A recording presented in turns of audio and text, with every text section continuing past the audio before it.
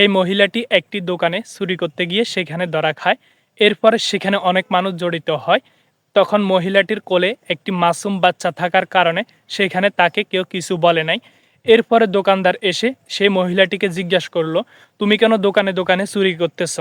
তখন সে মহিলাটি বলল, আমার এই পৃথিবীতে কেউ নাই, আমাকে আমার পরিবার পর্যন্ত দেখে না এবং আমার স্বামী পর্যন্ত নাই। আমি আমার পেট বাঁচানোর জন্য এবং আমার সন্তানটিকে বাঁচানোর জন্য আমি মানুষের দোকানে গিয়ে গিয়ে চুরি করতেছি। তখন সেই দোকানদার যে কথাটি বলল সেটি শুনলে আপনারা অবাক হয়ে যাবেন। সে মহিলাটিকে চুরির দায়ে পুলিশে না দিয়ে সরাসরি তাকে বিয়ের প্রস্তাব দিল। তখন সেই মহিলাটি সাথে সাথে রাজি হয়ে গেল। এটা হলো আমাদের ইসলামের একটি সৌন্দর্য।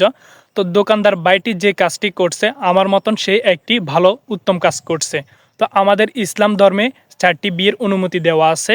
যেখানে কোনো নারী যদি বিধবা হয়ে যায়, তার স্বামী যদি মৃত্যুবরণ করে, তাহলে সে আরেকটি বিয়ে করতে পারবে। তো আমাদের পুরুষের জন্য 4টি বিয়ে করার জন্য ইসলামে অনুমতি দিয়েছে। তো আর দোকানদার ভাইটি যে কাজটি করছে এটি আপনাদের মতো কেমন হয়েছে, ভালো হয়েছে নাকি খারাপ হয়েছে? আমার মতো সে উত্তম কাজ করছে। আপনাদের মতন এটি কি খারাপ করছে নাকি ভালো করছে? আপনাদের মূল্যবান মতামত কমেন্ট বক্সে জানাবেন।